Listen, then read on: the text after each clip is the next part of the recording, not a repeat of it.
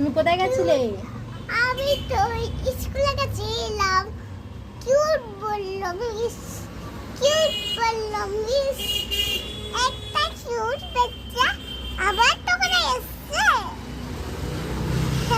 স্কুলে পড়া পেরেছো? হ্যাঁ গো হ্যাঁ। লিসা পড়াই গলা। পড়া করেছো?